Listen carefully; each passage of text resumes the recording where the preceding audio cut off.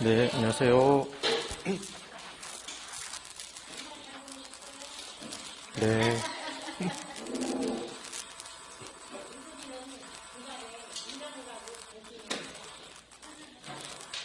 수업 시간에 대화를 시도하시네요. 특이하네. 네. 자, 우리가 지난주에 토지의 종류를 좀 공부를 했었죠. 맞나요? 네. 그래서 공한지, 공지 뭐 이런 내용들을 공부했었죠. 공한지는 뭐가 더 붙길 바라는 땅이다. 공한계가 더 붙길 바라는 땅. 투기 목적의 토지를 공한지라고 했었다. 공지는 일필지의 토지에 건물을 지었는데 건폐율 등 때문에 비어둘 수밖에 없는 땅을 공지라고 했었다. 뭐 이런 내용. 그게 기억나시면 됩니다. 그렇죠? 예, 그 다음 이제 토지의 종류에서 뭐 하나를 또 봐야 되냐면 지목 부분의 내용을 좀 설명을 드려야 돼요. 지목 부분의 내용 안 봤죠? 이 부분부터 할 차례 맞죠? 맞죠? 네. 이제 2차 과목에서 여러분들이 2차 과목에서 뭘 공부하실 거냐면 공시법을 공부하는데 그 공시법 내용에서 지목을 공부하세요. 지목. 지목은 토지의 목적입니다. 토지의 목적 또는 토지의 이름이라고 볼 수도 있어요. 그게 총 몇 개로 나눠져 있냐면 28개래요. 28개. 그래서 28개의 지목이 있답니다. 뭐 이걸 찾느라고 지금 정신 없는 거예요? 안 찾아도 돼요. 예. 찾지 말고 일단 예. 일단 여기를 보라니까요. 예.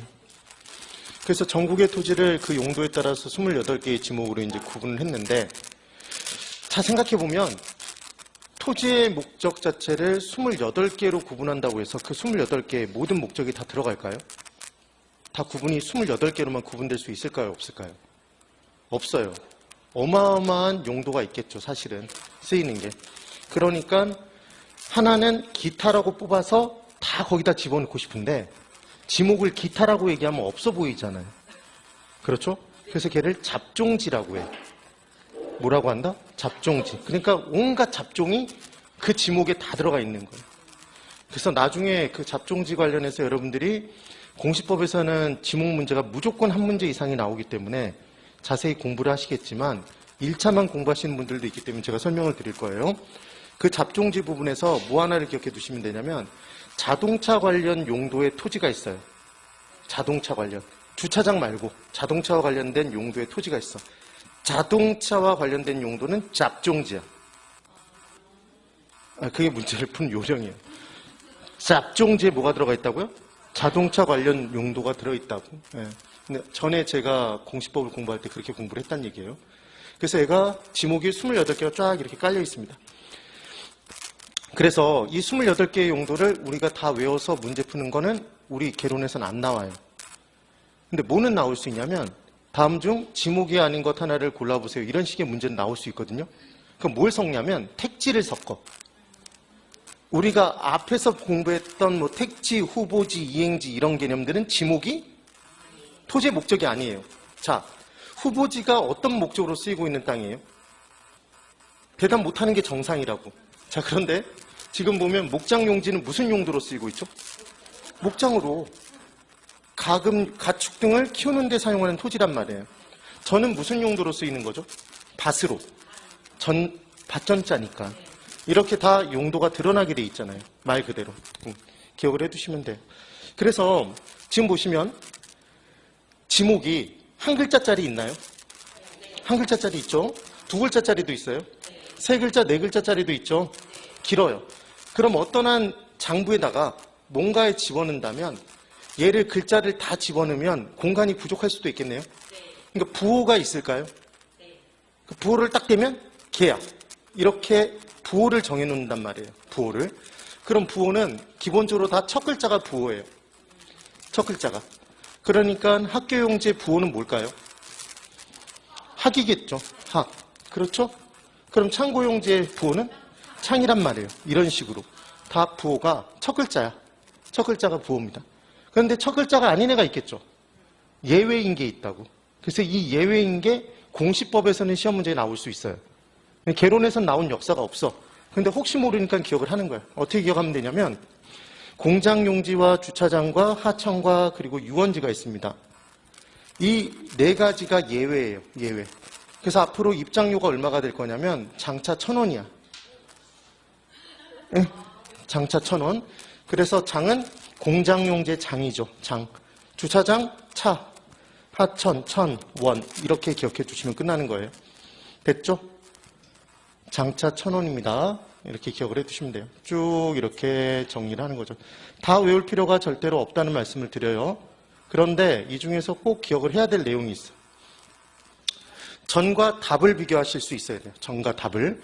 그럼 전과 답의 비교점이 뭐냐면 둘 다 농사를 짓는 건데 농사를 지을 때 물을 상시 이용하는지, 그러니까 물에 잠겨서 작물을 키우는지, 물에 담그는 게 잠가놓고 하는 게 아닌지, 이 차이인 거예요. 그래서 얘는 밭전자. 그럼 밭전자에 물 숫자가 보이나요? 지금 물이 안 보이잖아. 그러니까 얘는 물을 상시 이용하는 게 아니에요. 감자 농사를 지을 때 생각해 보세요. 감자는 논농사예요? 밭농사예요?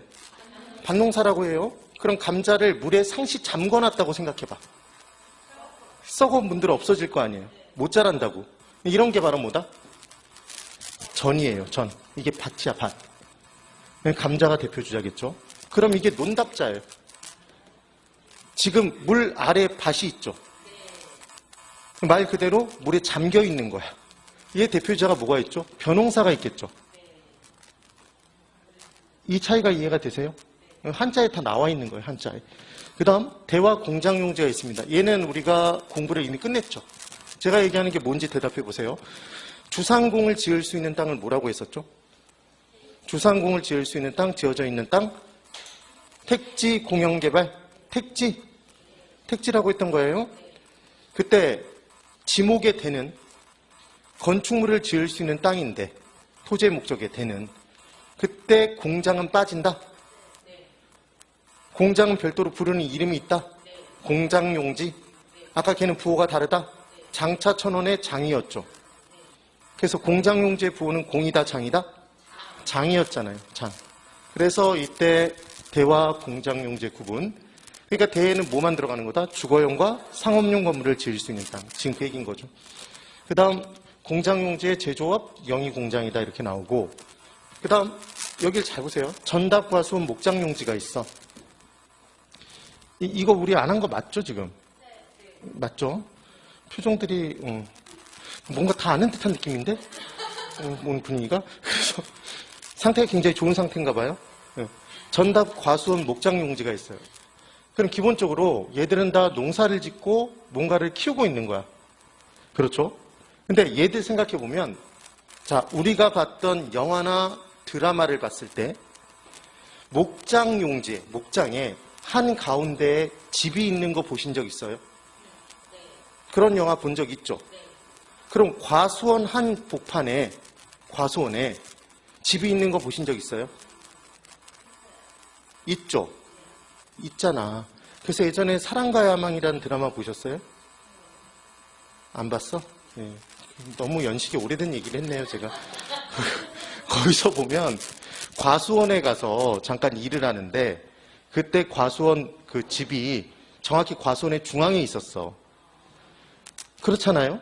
그런데 지금 뭘 떠오르라는 얘기냐면 전하고 밭에 지금 전하고 답 논 한 복판에 집 있는 거 보셨어요? 밭 한 복판에 집 있는 거 봤어? 못 봤죠? 그러니까 이 네 가지 중에 집이 들어가 있는 건 뭐가 두 가지가 들어가 있어요? 주거용 건축물이 들어갈 수 있는 건 중간에 과수원과 목장용지겠지. 그러면 이제 주거용 건축물 부지가 만약에 존재한다면 과수원과 목장용지, 얘가 우선시 될까요? 얘가 우선시 될까? 얘가 우선시 된단 말이에요. 그러니까 무슨 말이냐면 목장용지는 지목이, 목장으로 이용되는 토지는 지목이 뭔데? 목장용지인 건데 이 부분에 주거용 건축물을 지어서 사용하고 있는 땅이 있다면 걔는 뭐라고 부르는 거다? 대라고 부른다고요. 이해가 되세요? 지금 그 차이가 있는 거죠. 근데 이 둘이 이 부분이 있는 거지 이 두 개는 없다는 이유가 이해가 되셔야 돼요. 네, 그 내용입니다. 그 다음 이제 물과 관련된 내용들을 좀 정리를 해볼 거예요. 지목 중에 광천지가 있답니다. 광천지. 그럼 광천지라고 얘기를 하면 뭔가가 이렇게 용솟음 치면서 솟아오르는 거죠. 이걸 용출이라고 해. 그래서 지하에서 원수, 약수, 석유류 등이 용출되는 것. 얘를 뭐라고 한다? 광천지라고 합니다. 광천지. 그 다음 이때 하천. 하천은 그냥 자연적인 물의 흐름이에요. 자연적으로 물이 흘러가는 곳을 뭐라고 한다? 얘를 하천이라고 한다는 거죠. 하천. 제일 중요한 포인트는 자연적인 물의 흐름인 거예요. 그런데 국어는 물의 흐름인데 물이 흘러가고는 있는데 인간이 낸 거야. 인위적으로 어떤 목적을 두고. 그래서 물을 끌어다 쓸 목적으로 용수 또는 물을 배출할 목적으로 배수 목적 등으로 수로 등을 낸 거예요. 뚝등을 냈어요. 인간이. 그래서 인공적인 물의 흐름을 뭐라고 한다? 얘를 국어라고 얘기를 해요. 근데 아주 특이하게 이건 공시법에서는 문제가 나오는데 아주 특이하게 자연의 유수인데 그 규모가 소규모면 좁은 물길로 자연적으로 흘러가는 건 걔는 국어라고 해요. 이해되시죠? 네, 그런 개념인 거야. 그 다음 유지가 있어요. 유지. 그럼 유지는 물을 유지 저장하는 거예요. 실은 물을 저장하는 것 얘를 뭐라고 한다? 유지라고 불러요. 대표자가 뭐냐면 댐, 저수지가 있어. 되시죠?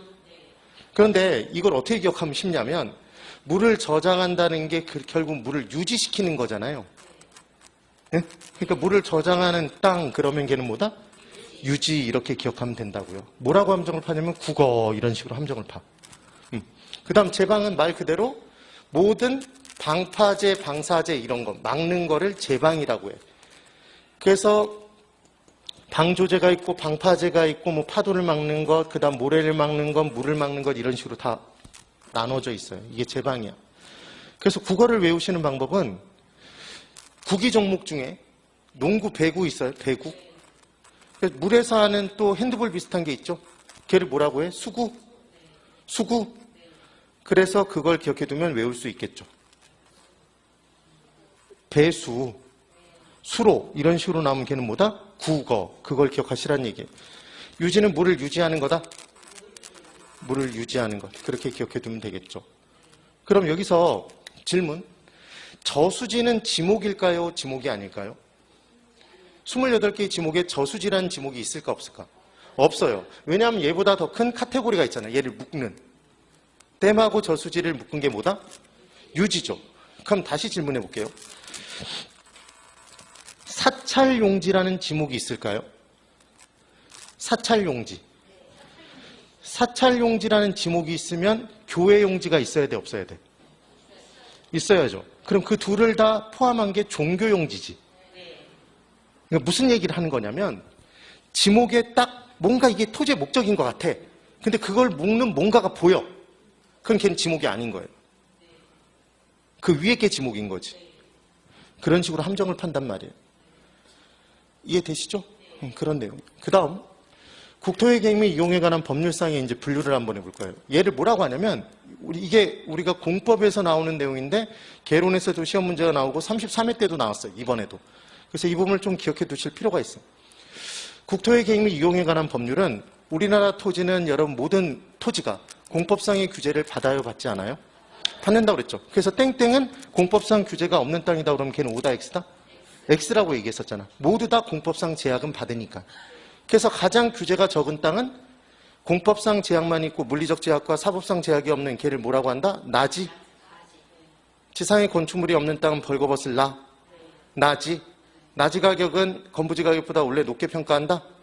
건부지는 지상에 물리적 제약이 있는 만큼 그 물리적 제약을 철거하는 데 드는 철거 비용만큼 그래서 건물이 넓고 크고 견고할수록 철거 비용이 많이 든다? 그럼 그만큼 가치를 까야 된다? 건부, 감가, 증가. 건물이 있으니까 가치를 깐 거죠. 가치를 감했으니까 감깐 거야. 그럼 감가를 하면 가격이 높아져, 낮아져? 감 빼면 낮아지죠. 그러니까 일반적인 건부지 가격은 나지 가격보다 낮다? 그렇게 얘기를 했던 거네.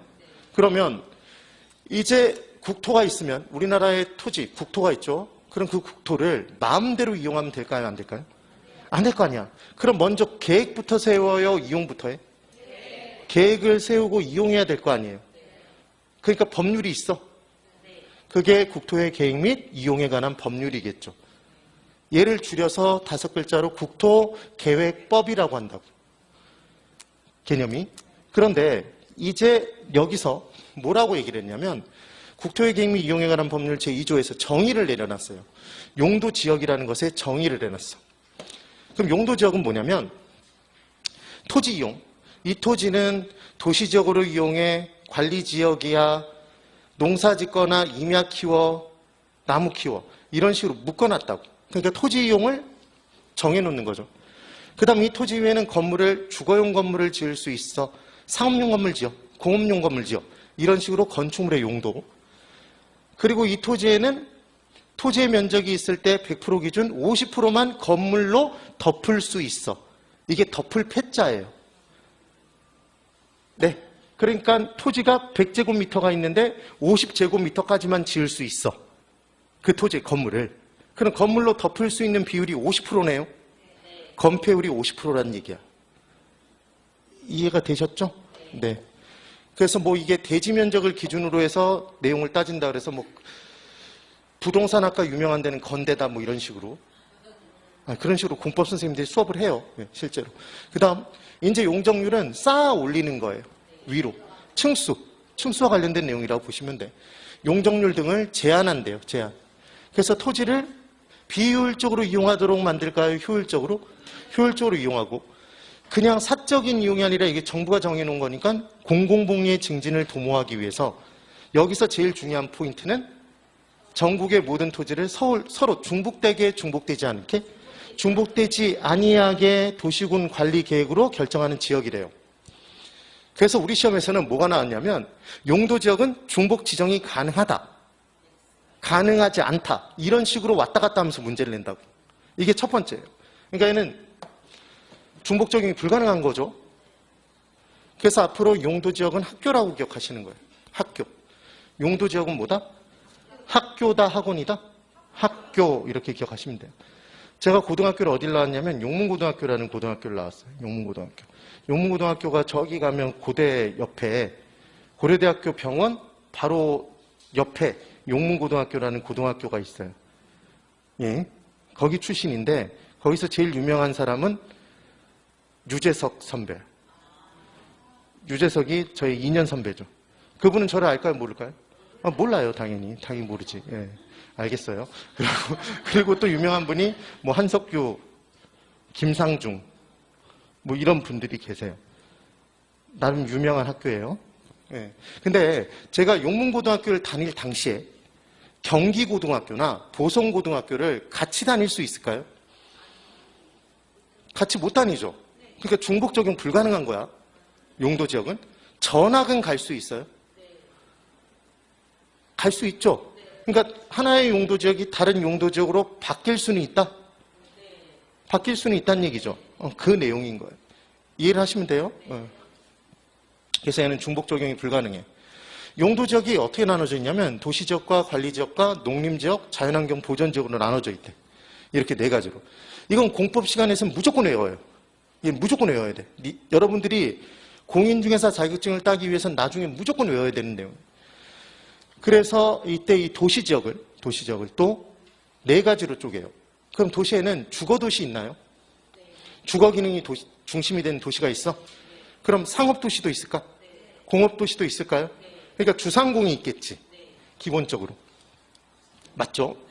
그런데 도시에 만약에 건물만 질비하게 있고 나무가 없다면 삭막해요? 삭막하지 않아? 삭막하잖아. 그러니까 녹지지역도 들어있겠네요. 이게 포인트인 거야. 그래서 도시지역에는 4가지가 들어가겠네요. 그래서 모든 공법 선생님들이 얘를 외우래. 그래서 어떻게 외울까요? 당연히 얘는 첫 글자만 따서 외워요. 주상공록. 한번 따라해보세요. 주상공록. 근데 주상공록을 우리는 별도로 개론해서 외울 필요가 없었던 게 건물 지을 수 있는 땅이 뭐였지? 택지였죠. 건물은 3가지. 주, 상, 공. 거기에 삭막하니까 뭐 하나 깔아줬다? 녹지, 나무. 그럼 끝난 거예요. 그리고 주거지역을 셋으로 구분해놨어. 어떻게 구분해놨냐면 주거지역인데 얘는 전용 주거지역이래요. 여기 말 그대로 들어가 살기만 하라는 얘기야. 생활의 편리성과는 별로 관계가 없어. 쾌적하면 돼. 주택에서. 그 다음 이제 일반 주거지역이 있대요.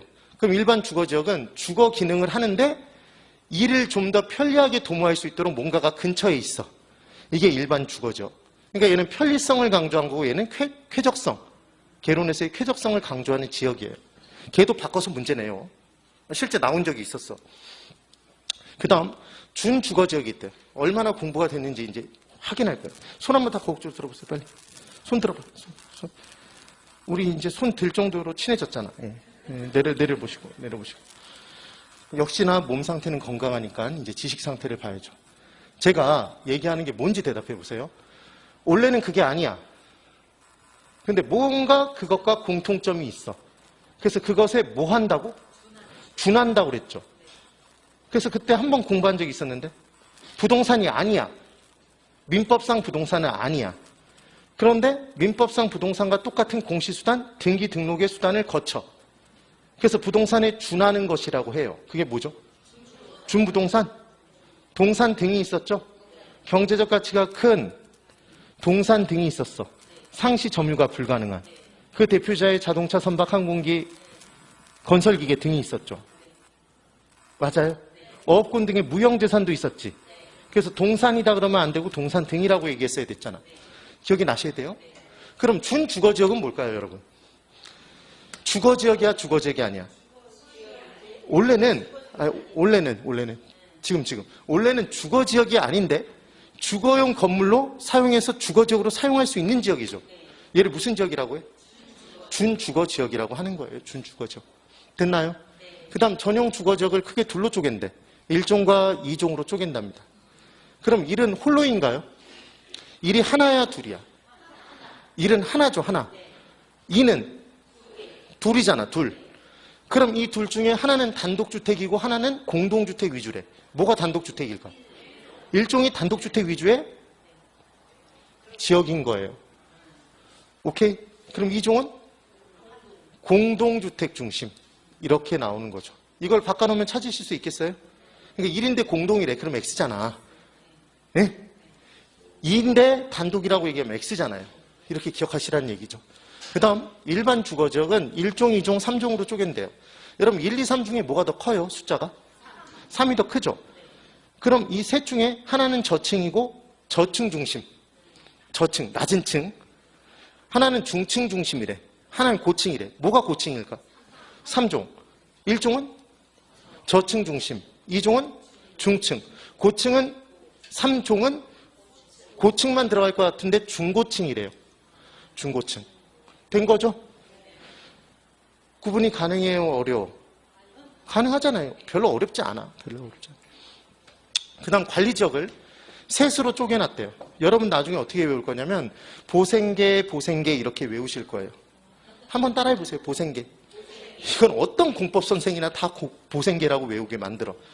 그러면 보는 보전관리, 그 다음 생은 생산관리, 계는 계획관리지역이래요. 그럼 관리지역을 왜 만들었는지를 알면 되는데 관리지역이란 뭐냐면 아직까지 어떤 용도로 정확하게 쓸지 정해져 있지 않아. 약간 예비군이라고 보면 돼.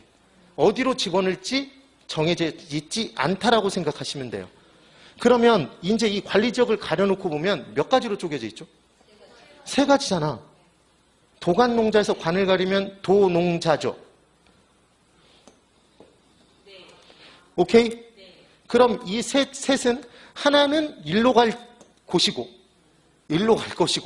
하나는 일로 갈 것이고 하나는 일로 갈 것이겠네? 그럴 거 아니에요. 그러면 딱 보자마자 생산관리지역은 이 3가지 땅, 도시지역, 농림지역, 자연환경 보전지역에서 생산하는 건 뭐죠? 뭔가를 생산해. 농림지역이잖아. 앞으로 농림지역이 될 토지인 거야. 이해가 되셨어요? 그러면 계획관리지역은 계획은 도시계획을 세워요? 환경계획을 세워요? 뭐가 제일 맞아떨어져? 도시계획이죠. 맞나요? 그러니까 계획관리지역은 앞으로 뭐가 될 가능성이 높아? 도시지역이 될 가능성이 높은 땅이죠. 그럼 얘는 가치가 높을까요? 낮을까? 높겠죠. 뭐 중에서? 관리지역 중에서 산다면 어떤 관리지역을 사야 돼? 계획관리지역. 그런 식으로 수업을 한다고 다들. 오케이? 그러면 보전은 뭘 보전하는 거예요? 자연환경 보전. 얘 보전이잖아. 그럼 이 세 가지 땅 중에 뭐는 절대 사면 안 되겠네. 투자 목적이라면. 보전 관리 지역의 땅은 그럼 쌀까요? 비쌀까요? 싸요. 왜? 얘는 뭐가 될 가능성이 높으니까? 자연환경 보전 지역. 자연환경 보전 지역엔 개발이 가능해? 불가능해? 불가능하잖아요. 이해가 되셨어요? 그런 내용인 거야. 그래서 한번 외워보죠. 도관농자. 예, 도관농자를 기억하시면 돼요. 그럼 도관농자는 토지의 이용인가요? 토지를 어떻게 이용하는지, 도시로 이용할 건지, 그리고 농사 지을 건지, 보전할 건지, 토지 이용을 결정한 거죠. 주상공록은 기본적으로 건물의 종류잖아. 그 다음 몇 층까지 지을 건지 나와 있는 거죠. 그래서 건폐율, 용적률 등을 정해놓은 거죠.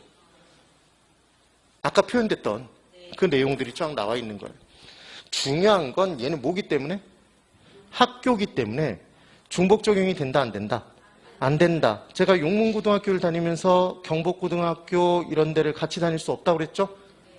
전학은 가능하다? 그럼 뭔가 쓰임이 도시가 더 많이 필요하면 관리지역에서 뭐를? 계획관리지역을 뭐로? 도시지역으로 바꿔서 공급해 줄 수 있다, 토지의 공급을? 얘를 물리적 공급이라고 한다, 경제적 공급? 경제적 용도를 바꿔서 공급한 거네요. 그런 내용들이 되는 거예요. 됐나요? 됐죠? 그런데 이제 두 번째. 용도지구라는 게 있대요. 용도지구. 용도지구란 뭐라고 적혀있냐면 용도지역의 제한을, 그러니까 기본적으로 뭐가 왕이야? 뭐가 첫 번째였어요? 1번이. 용도지역이었죠. 도관농자. 따라해보시라고 다시. 도관농자. 도관농자. 걔는 무조건 입에 익혀야 돼. 그 용도지역의 제한을 강화하거나 완화하여 적용함으로써 용도지역의 기능을 좀 더 증진시키는 거래요. 그 다음 미관, 경관, 안전 등을 도모하기 위해서 도시군 관리계획으로 결정하는 지역을 말한대요.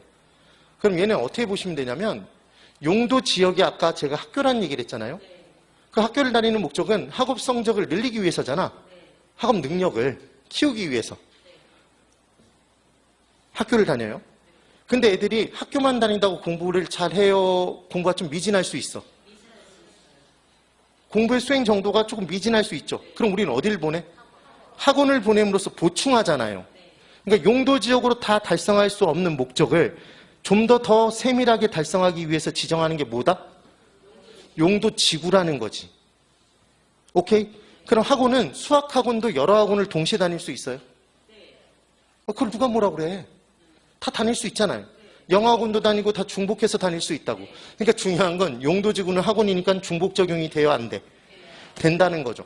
그러니까 똑같은 지역인데 용도지구에 3개가 겹쳐질 수도 있고 4개가 겹쳐질 수도 있다고.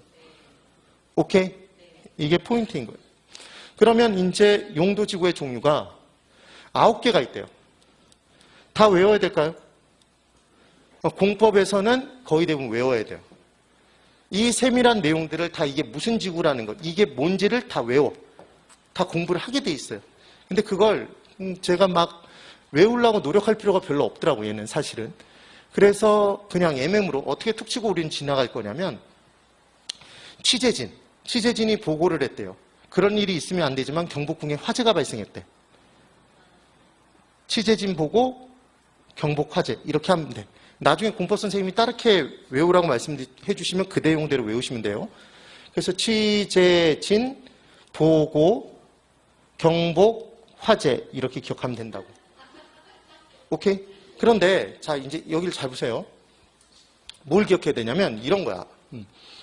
제가 얘기하는 게 뭐겠는지 한번 대답을 해보세요. 여기 중에서 찾아봐. 제가 말씀드리는 게. 그래서 따로 외울 필요가 없다고 얘기를 하는 거예요. 그 지역이 목조 건물들이 굉장히 많아. 목조 건물들이. 그리고 많이 좀 이렇게 달라붙어 있어. 많이 달라붙어 있어. 화재 나면 아주 끝장이야. 다 옮겨 붙어서. 그럼 걔는 무슨 지구로 묶어놨을까요? 방어지구예요. 자연재해가 발생할 가능성이 높아. 그러니까 그걸 대비해서 뭐 내진 설비 등을 갖추고 뭐 등등등을 좀 더 강화시켜놨어. 그럼 걔는 뭘까요? 재해를 방지하기 위해서 묶어놨어. 방제지구지. 그러니까 방제지구. 화재도 재해잖아요. 근데 그 화재는 피해가 막심하니까 걔는 별도로 빼놓은 거지. 방화지구로 또 별도로 빼놓은 거예요. 됐나요? 어떤 지구가 있는 걔가 용도가 하나가 아니라 여러 개로 써야 돼. 그럼 무슨 지구일까? 복합용도 지구인 거예요. 그 지역이 경관이 좋아. 그래서 경관을 뭔가 볼 수 있도록 보존을 해야 돼. 뭔가 조치를 취해야 돼. 걔는 무슨 지구겠어? 경관지구. 여러분 고척동이나 여기 고척동? 여기가 고척동인가요? 뭐지 여기가? 이름이 잘 기억이 안 나네. 고강동 뭐 이런데 여기 동네 있죠. 거기 보면 5층 이상의 건물이 없잖아. 뭐가 지나다니니까? 비행기가 이제 이착륙을 해야 되니까 여기는 높이 지으면 안 되죠. 그게 무슨 지구일까? 고도지구예요. 고도지구. 이런 식으로. 그러니까 별도로 막 외우려고 머리에 때려 박으면 제일 무식한 공부인 거예요. 이해를 해서 이 이름이 왜 나왔을까를 생각하면 된다고. 됐죠? 그런 거예요. 그래서 제일 중요한 건 얘는 학교 학원? 학원이기 때문에 중복 적용이 가능하다? 중복 적용이 가능하죠. 그 다음 세 번째로 국토의 계획 및 이용에 관한 법률의 정의에 용도구역이라는 게 있대요. 근데 용도구역을 딱 듣자마자 뭔가 생소한데 우리는 용도구역 중에 정말 죽어라고 들어본 용도구역이 있어. 그게 뭐냐면 개발 제한 구역. 개발 제한 구역. 오케이? 그래서 용도구역이 뭐냐면 용도지역 및 도관농자, 용도지구. 이거 기억나면 천재인데 어디에서 보고했다고? 누가 보고해? 취재진이 보고해. 어디에 화재가 났어? 경복궁에 화재가 났다? 경복화재? 되셨죠? 이 제한을 강화하거나 완화해서 따로 정함으로써 시가지의 무질서한 확산 방지 등을 목적으로 한대요. 개발 제한 구역이 기본적으로 설정된 이유가 도시망 가운데 이제 개발이 되니까 땅값이 올라가죠. 그럼 그 옆에 농지를 갖고 있는 사람은 개발하고 싶을까 안 하고 싶을까? 하고 싶으니까 그냥 내버려두면 계속 도시가 팽창될 거 아니에요. 무분별하게. 그럼 나만 하는 땅이 없어지죠. 그러니까 시가지의 무질서한 확산 방지 등 토지 이용의 종합적인 조정 관리를 위해서 도시군 관리 계획으로 묶은 거죠. 계속 도시군 관리 계획이래. 실은 군을 가리면 도시 관리 계획이죠. 얘로 결정하는 지역이래요. 그래서 얘는 용도구역은 개발 제한 구역, 수자원 보호 구역, 시가와 조정 구역, 도시 자연 환경, 도시 자연 공원 구역, 그리고 입지 규제 최소 구역 뭐 이렇게 지금 몇 가지죠? 5가지로 쪼개져 있대요. 이게 용도 구역이래. 얘를 또 외우는 방법이 있어요. 어떻게 기억하면 되냐면 명절이 됐어. 명절에 갔더니 온갖 사람들이 다 이제 집안 사람들이 몰려와서 일을 할 거 아니에요. 음식을 먼저 만들겠죠? 음식을 만들어. 그런데 봤더니 재수 씨만 일을 해. 재수 씨만 계속 일을 해. 그럼 재수 씨는 일만 하고 뭐를 못 먹죠? 음식을 못 먹잖아. 그럼 재수 씨도 입이야, 입이 아니야? 재수 씨도 입이죠? 그래서 그렇게 외우는 거야. 재수 씨도 입. 그래서 재수 씨도 입이야. 네. 나중에 다른 방법이 있으면 그 방법대로 외우면 돼요. 됐나요? 그러면 개발 제한 구역은 그린벨트죠. 수자원 보호구역을 얘를 뭐라고도 하냐면 바다는 녹색이에요, 파래? 파랗잖아요, 바다는. 그랬더니 또 내가 아는 바다는 에메랄드 색깔의 바다다 뭐 이런 엄한 소리 하지 말고 파랗잖아. 그럼 얘는 녹지니까 개발 제한 구역은 녹지 등으로 보존하자는 거니까 그린벨트죠. 파랑색으로 얘는 보존해야 되잖아. 블루벨트지. 아유, 그런 게 있다고요. 그게 중요한 건 아니야. 여기까지 되셨어요? 할만하죠? 네. 그러면 이렇게 돼 있는 거 만나보세요. 받아들이라고 그랬지? 얘는 우리나라예요. 받아들이라니까. 이제 좀 더 느낌이 더 와요? 느낌이 오잖아. 그럼 얘들은 기본적으로 크게 나누면 도관 이렇게 돼 있을 리는 없지만 당연히 농자 중에 하나다. 아까 도시 지금 용도 지역은 학교이기 때문에 중복 적용이 안 된다고 그랬죠. 그럼 우리나라 모든 토지는 뭐 중에 하나야? 도관 농자 중에 하나예요. 도이면서 관일 수 있어? 관이면서 농일 수 없어요? 얘 이렇게 해서 여기로 뿌려주는 거라고 그랬죠 아까? 이게 관리지역이었잖아. 생산관리지역은 어디로 가는 거고? 농림으로.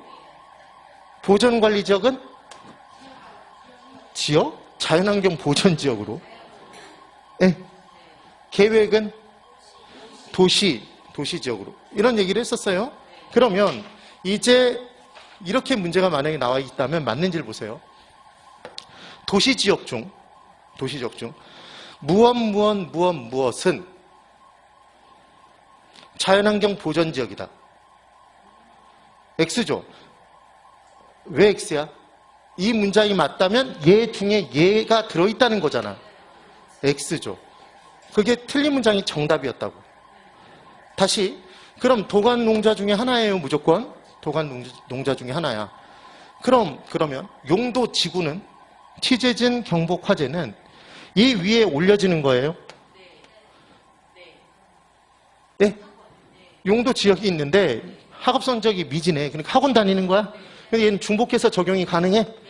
그래서 얘를 용도 지역에, 용도 지구를 중첩시킨다는 표현을 쓰기도 해요.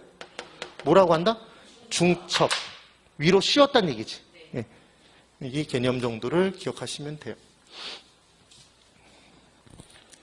나중에 공부해 보시면 공법도 재미는 있어요. 정말 재미는 있어. 근데 외워야 될 게 정말 어마어마해. 제가 공법 공부하다 죽는 줄 알았어요. 예. 자, 여기 잘 보세요. 31회 때 공인중개사잖아. 예. 그럼 이제 주택의 분류를 보는데 건축법상 주택의 구분이 있습니다. 건축법상. 두 가지가 있어요. 여러분 건물을 지었는데 건물이 막 무너져 내리면 될까요? 아니 건축주에게 너 짓고 싶은 대로 지어. 규제가 하나도 없어. 그럼 막 지을까요?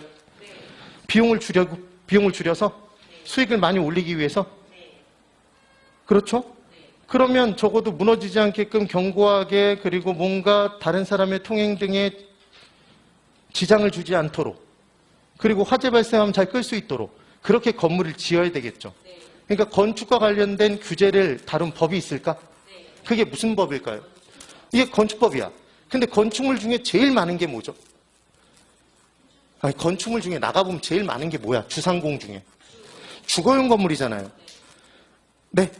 특히나 우리나라는 주택을 지어놓으면 주택을 투자의 대상, 투기의 대상으로 사용을 많이 하죠. 그럼 주택을 지어놓고 분양할 때 어떤 관련 법률이 없다면 사람들이 뭐예요? 돈 많은 사람이 다 주택을 다 줍줍할 거 아니야. 그러니까 주택 분양과 관련돼서 주택은 좀 더 다른 법이 필요할까요? 개념이. 그래서 만든 게 주택법이래요. 그러니까 분양과 관련돼서 그게 초점이 맞춰져 있는 게 주택법이래.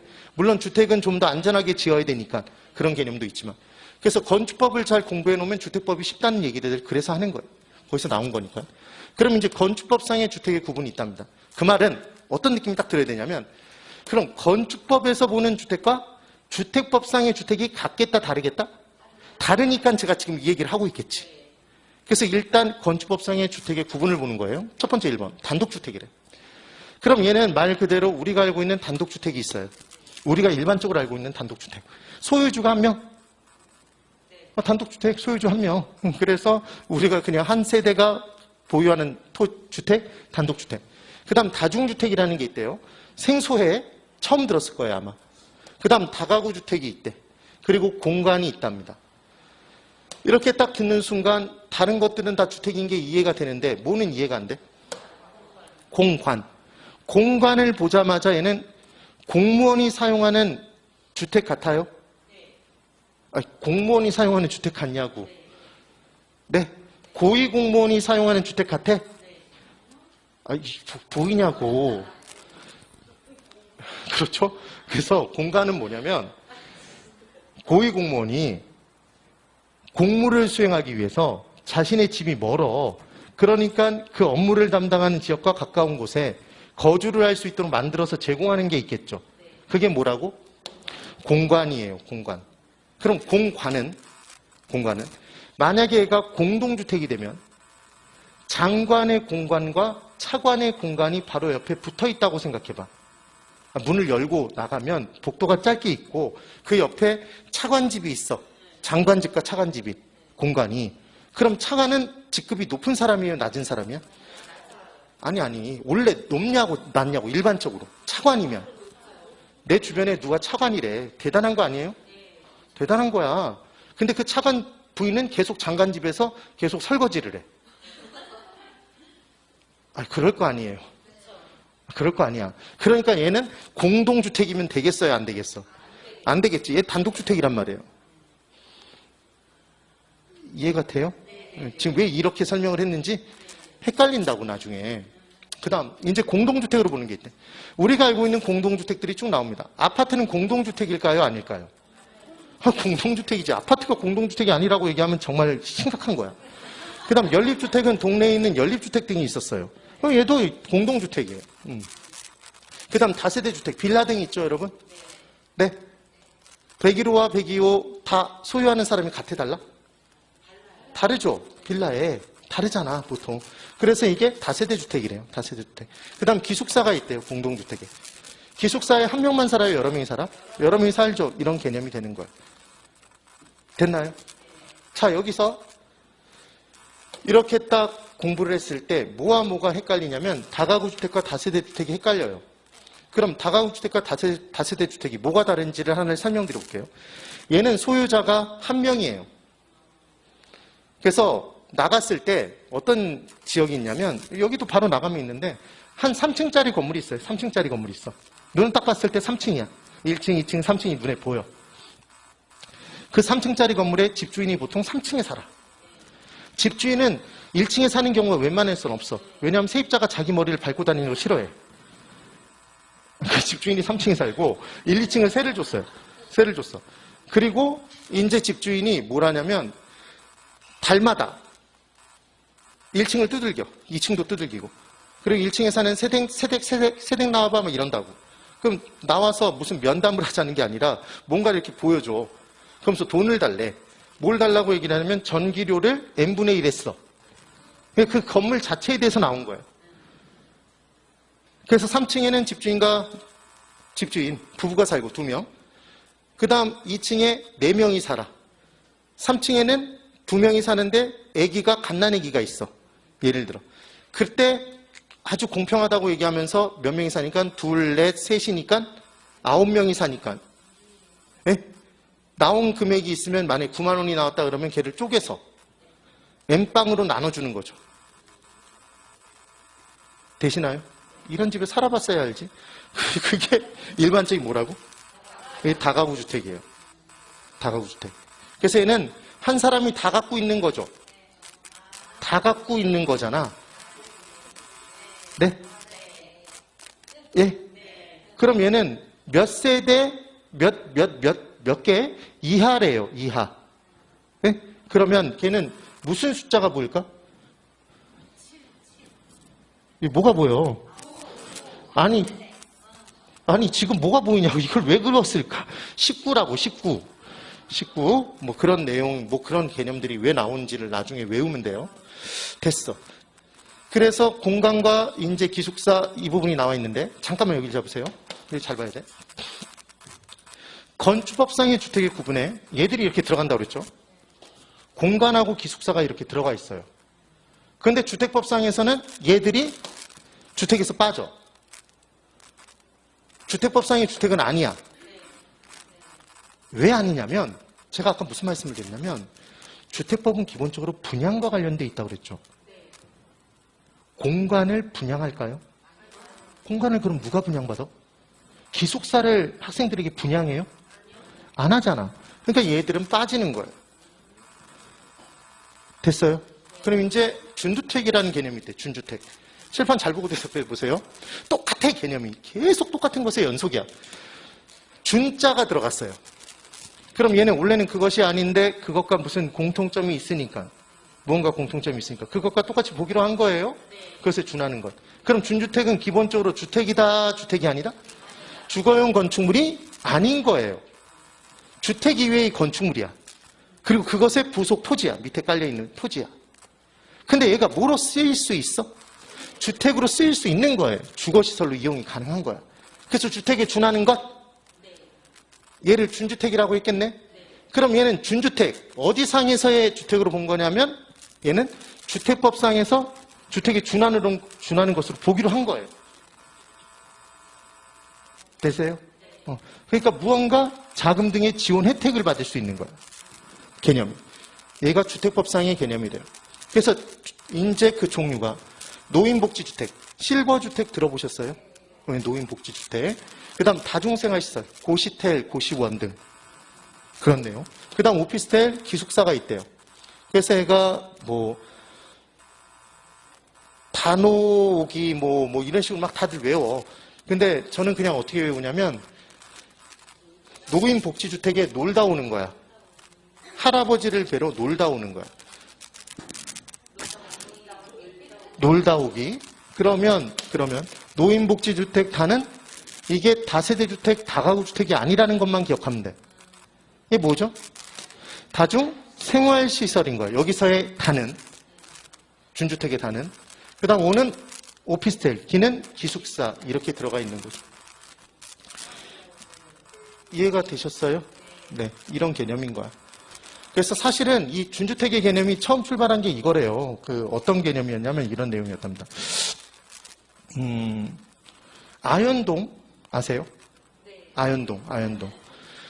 아현동이 그 신촌 옆에 있는 지역이잖아요. 아현동이 성북구에 있어요? 그래서 신촌 옆에 이대 그 근처에 있는 지역이 아현동이야. 그래서 예전에 한참 뉴타운 개발한다고 그랬었잖아요. 그래서 아현 뉴타운을 개발한다 막 그런 적이 있었어. 그러니까 그 지역에 빌라 같은 게 굉장히 많았었단 말이에요.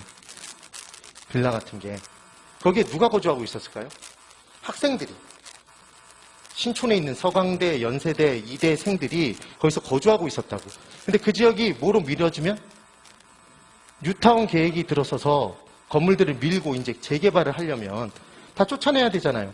그럼 그 아이들이 갈 데가 없네? 그러니까 당연히 뭘 더 지어야 돼? 기숙사를 더 지어야 될 거 아니야. 근데 기숙사는 뭐가 아니야? 주택이 아니야. 그러니까 주택을 짓기 위해서 뭔가 했을 때는 더 지으라고. 좀 더 큰 금액을 좀 더 싼 이자로 장기간 빌릴 수 있는 기금이 조성돼 있단 말이에요. 주택기금이 조성돼 있다고. 정부가 마련해 놓은 게. 근데 걔를 빌려서 사용할 수가 없는 거야. 뭐가 아니니까. 주택이 아니니까. 그러니까 주택에 준하는 것으로 봐서 혜택을 주겠다.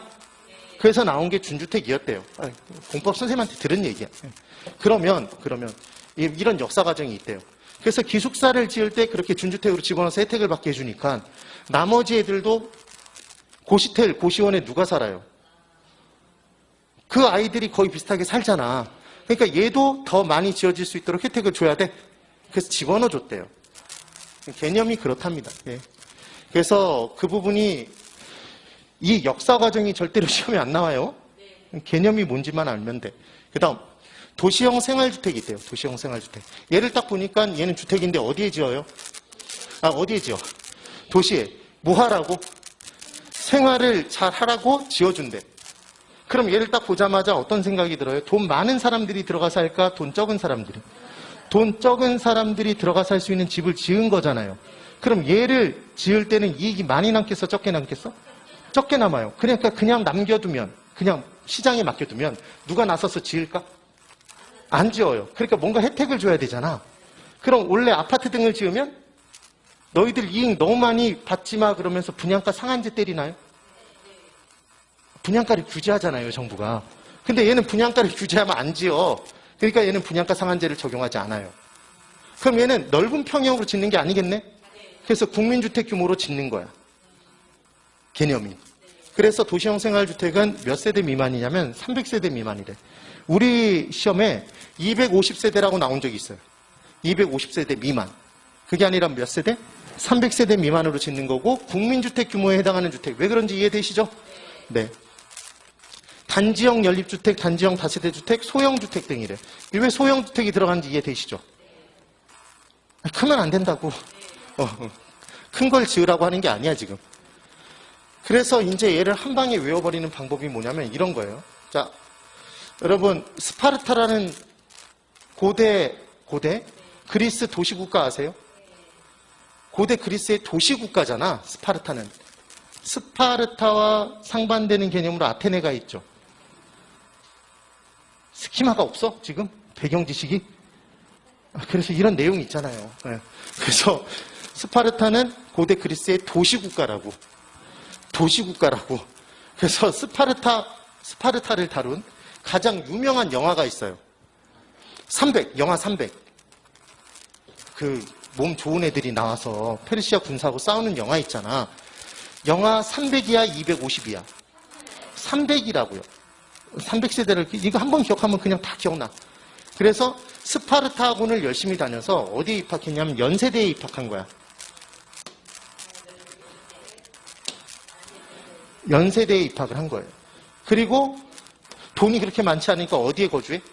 소형주택에 거주한다 그러면 끝난다고. 오케이? 되셨어요? 그래서 도시, 영하 300, 연세대, 소형주택. 끝났죠? 이렇게 기억하면 돼요. 근데 여기서 제일 중요한 건 얘는 이익이 별로 많이 발생하지 않으니까 얘 많이 지으라고 혜택을 주기 위해 분양가 규제를 한다, 안 한다? 분양가 상한제를 적용하지 않는다가 우리 시험에 한 3번 정도 나왔어. 그것도 근래에 나왔던 문제들이에요. 꼭 기억을 해야 돼요. 얘는 분상제, 분양가 상한제를 적용하지 않아요. 되셨죠? 이게 포인트란 말이에요. 그 다음, 이제 주택의 분류를 본격적으로 한번 해볼까요? 이게 마이크에서 나는 소리인가요? 그래요? 네. 층수가 더 높은 것을 한번 직관적으로 한번 대답을 해보세요. 부동산학은 경험과학이라는 얘기를 했어요. 우리의 경험상. 자, 볼게요. 아파트와 연립주택 중에 뭐가 층수가 더 높아요? 아파트가 더 높아요? 맞죠? 아파트가 층수가 더 높아. 그럼 뭔가 층수의 규제 자체가 더 높은 건 뭐겠네? 아파트예요. 다시. 면적이 더 넓은 걸 한번 찾아보세요. 아니. 연립주택과 이번엔 다세대 주택이야. 연립주택? 예전에 연립주택이라고 해서 동네에 층수 한 4층 정도로 밑으로 해서 A동, B동 이런 식으로 나눠진 주거용 건물들이 있었어. 아파트라 부르기엔 애매하고 그렇다고 일반 뭐 그냥 또 빌라라고 그냥 부르긴 또 애매한 걔들이 뭐다? 연립주택이에요. 그럼 연립주택과 다세대 주택 중에서 뭐가 면적이 더 넓을까? 예, 연립주택이에요. 그러니까 면적 기준에서 뭔가 기준 잡아놓고 초과면 연립, 이하면 다세대 주택. 얘가 구분하는 방법이라고. 얘는 면적으로 구분해요. 그럼 이제 볼 거예요. 그냥 머릿속에 이걸 생각해 보세요.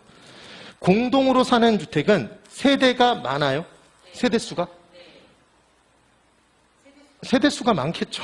많은 세대가 들어가 살아야 돼. 그럼 층수가 더 높아야 될까요? 낮아야 될까? 높아야 돼요. 그럼 공동주택의 층수는 높다는 생각이 드세요? 단독주택보다? 규제가 더 높겠네? 층수 자체의 규제가. 그러면 이제 주거용 건축물로서 5계층 이상의 주거용 건축물을 뭐라고 하냐면 아파트라고 해요. 그래서 얘를 외우는 방법은 아파트 옥상 문을 열고 들어가서 요즘 아파트 옥상을 올라가기 힘들어요. 애들이 하도 거기서 깽판을 치니까. 닫아놓는단 말이에요, 보통은. 근데 아파트 옥상에 올라가서 오 하는 거야. 자, 이거 따라해봐야 돼. 오. 예. 따라해보라니까. 이거 혼자 하면 창피하다고. 예. 쪽팔려서 할 수가 없어. 그래서 오 하면 아파트는 뭐다? 5계층 이상의 주거용 건축물이에요. 됐나요? 얘는 다른 면적 기준이 없어. 그냥 층수가 5계층 이상의 주거용 건축물이면 뭐라고 부른다? 오 아파트예요. 그 다음 4계층 이하의 주거용 건축물이야. 4계층 이하. 이때 연립주택과 다세대 주택이 있대요. 둘이. 그럼 연립주택과 다세대 주택의 공통점은 주거용 건축물이야. 몇 계층 이하의? 4계층 이하의 주거용 건축물을 뭐라고 한다? 연립주택 또는 다세대 주택이에요. 그럼 얘를 구분하는 건 무슨 기준이라고 할까? 층수 면적. 층수는 같잖아. 면적 기준일 거라고 분명히. 지금 그 얘기예요. 그럼 4층, 5층은 이게 층수가 높은 거고 이제 3층 이하의 주거용 건축물이 있대요. 그러면 얘는 다가구 주택과 다중주택이 들어있대. 오케이. 그러면 면적이 660제곱미터가 나온답니다. 얘가 왜 나오는지 설명드려볼게요. 지난주 복습 뭐라고 설명드렸었냐면 토지를 샀어요. 그 토지를 등기부상의 내 토지로 등기를 해. 걔를 뭐라고 했죠? 1. 필지. 그렇지, 필지. 그래서 필지는 법률상의 등록 단위였어요. 근데 함정에 빠지지 말라고 그랬지. 법률상의 면적 단위는 뭐였어요? 제곱미터였잖아. 그래서 지금 평형 안 쓰죠? 평이나 평형을 사실은 쓰지만 바꿔놨잖아. 자, 바꿔놨단 말이에요. 제곱미터로. 그러면 1평이 3.3 제곱미터예요. 1평이. 그러니까 우리가 보는 면적 기준 중에 330이 그래서 나오는 거야. 그래서 660이 나오는 거고. 왜? 1평이 뭐라고요? 3.3 제곱미터야. 그럼 330제곱미터는 10평? 100평이라고요. 이게 200평이라고. 예? 그래서 면적 기준이 이런 애들이 나오는 거예요. 이런 애들이. 숫자가. 300이 나오는 게 아니라 300제곱미터, 200제곱미터가 기준이 아니라 330제곱미터, 660제곱미터 얘가 되는 이유가 100평, 200평 이 단위이기 때문에 그래요. 되시죠? 그 다음 주택과 관련해서 나오는 그래서 기준은 660제곱미터밖에 없어요. 그리하여 아까 아파트는 면적 기준이 없다고 그랬잖아요. A5로 끝나는 거예요. 그냥 아파트는. 이제 면적 기준이 다 애들이 660제곱미터인데 연립주택만 초과해요. 연립주택만 660제곱미터를 초과하는 거야. 바닥 면적이. 얘들은 다 이하야. 얘들은 다 이하라고요. 네? 무슨 말인지 이해하셨어요? 그래서 이번에 시험 문제가 얘를 구분하는 문제가 나왔었단 말이에요. 조건을 주고 얘는 무엇일까요? 그래서 답이 다세대 주택이었다고. 얘를 찾는 문제가 나왔었단 말이에요. 되시죠? 그럼 우리는 얘를 외우면 될 거 아니야? 연립주택 660제곱미터 초과라는 것만 외우면 되잖아요. 나머진 다 이하니까. 그리고 4, 5층은 층수가 높죠? 그러니까 얘는 공동주택이겠어요? 단독주택이겠어? 공동주택이에요. 예? 그럼 3층은 층수가 낮잖아. 무슨 주택? 단독주택이겠죠. 아까 봤던 내용 맞죠? 층수가 낮은 애들 규제 3계층 이하 그럼 단독주택, 4계층 이하 5계층 이상 이렇게 나오면 뭐다? 공동주택의 기준인 거잖아요. 지금. 그리고 또 하나 다중주택은 독립된 주거 형태가 없대요. 다중주택이 뭔지만 설명을 드려볼게요. 얘는 뭐냐면 학생 또는 직장인이 장기간 거주를 해요. 주거 목적으로 거주를 해. 그런데 얘는 다 같이 쓰는 공간이 있어요. 그 다 같이 쓰는 공간이 뭐냐면 보통은 욕실을 다 같이 쓰면 이상하잖아요. 내 프라이버시가 존중이 안 될 것 같고 막 그렇잖아. 그래서 호실별로 욕실은 있어. 샤워 시설은. 취사 시설은 호별로 별도로 존재하지 않고 공동 취사 시설만 있어. 이런 게 뭐다? 다중주택이에요. 다중주택. 됐죠? 중요한 포인트, 학생 또는 직장인이 장기간 거주 목적인 거예요. 그 다음, 이제 MM으로 뭐 하나 기억하면 되냐면, 한 사람이 다 갖고 있으면 뭐다? 한 사람이 다 갖고 있으면 뭐다? 다가구 주택? 그럼 한 사람이 다 갖고 있으니까 무슨 주택이네? 단독주택이네. 이렇게 기억하시면 되죠. 됐나요? 그리고 담배를 다른 말로 뭐라 불러요? 담배를? 연초? 연초? 그래서 연립주택만 뭐다? 초과라고. 그럼 이게 끝나. 이걸 무슨 뭐 다른 방법으로 막 죽어라 외울 필요가 없어. 됐죠? 그런 개념인 거예요. 그럼 제가 얘기하는 게 뭐겠는지 한번 맞춰보세요. 제일 잘 봐. 얘가 총 몇 층이냐면 8층짜리 건축물이에요. 근데 8층짜리 건축물인데 1, 2, 3층이 3층까지가 상업용 건물이야. 상업용으로 쓰고 있어요. 그 다음 그 위에 4층부터 시작해서 8층까지 5개층을 주거용으로 쓰고 있어. 얘는 뭐예요? 지금 누가 여기서 주상복합을 언제 얘기했어? 주택의 분류에. 그러니까 지금 여기서 구분하는 건 뭐 저기서 고르라는 거잖아. 아파트라고, 아파트. 5계층 이상을 뭐로 쓰고 있으니까? 주거용으로 쓰고 있으니까 아파트가 된다고요. 이해되시죠? 이런 개념인 거예요. 그러면 얘가 4계층이에요. 4층이야, 4층. 4층짜리야, 4층짜리. 근데 면적이 얼마냐면, 바닥 면적이 얘가 얼마냐면 700제곱미터래요. 700제곱미터. 그럼 얘는 뭐예요? 연초야, 연초. 얘를 딱 보자마자 5가 아니니까 아파트 탈락. 아파트 탈락. 4계층인 거 보니까 단독주택들이 탈락. 그럼 이제 주자는 둘. 연립주택과 다세대주택인데 지금 그걸 다 떠나서 얼마를 초과? 660 초과했으니까 연초, 연립주택? 그렇게 문제를 푸는 거라고. 되시죠? 그 얘기인 거야. 이게 500제곱미터였으면? 똑같은 게 500제곱미터였으면 바닥 면적이. 다세대 주택인 거야. 4계층이니까 공동주택이고. 그렇게 문제를 풀어주시면 되는 거예요. 되셨죠? 흥미진진하죠? 재밌다니까. 자, 이제 28회 기출문제를 풀어볼게요. 다음 법률적 요건을 모두 갖춘 주택은 무엇입니까? 이렇게 문제가 나온 적이 있어요. 한 개 동의 주택으로 쓰이는 바닥 면적의 합계가 660제곱미터 이하.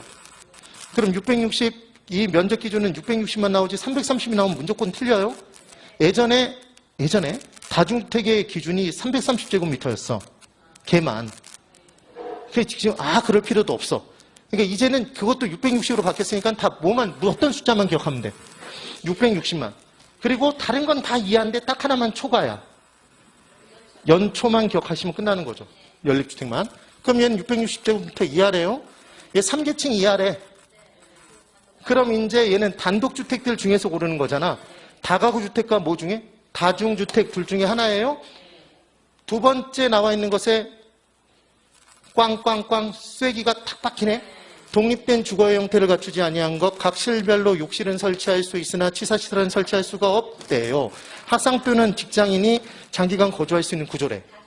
다중주택입니다. 이제까지 압도적으로 무조건 주택의 구분은 다중주택만 나왔었어요. 그런데 작년이라고 하기가 그렇네. 올해 33회에 아직까지는 해가 안 갔으니까. 이게 공인중개사 공부를 하는 사람이나 강의하는 사람이나 언제를 기준으로 연이 넘어간 것 같냐면 공인중개사 시험을 기준으로 전년 그 후년 이렇게 나눠진 것 같단 말이에요. 기본이. 그래서 33회만 다중주택이 답이 아니고 다세대 주택이 답이었고 다른 건 다 다중주택이 이제까지 답이었어요. 이렇게 기억을 해두시면 끝나요. 됐죠? 네. 이제 10분 쉬었다가 부동산의 특성 부분의 내용을 볼게요. 10분 쉬세요.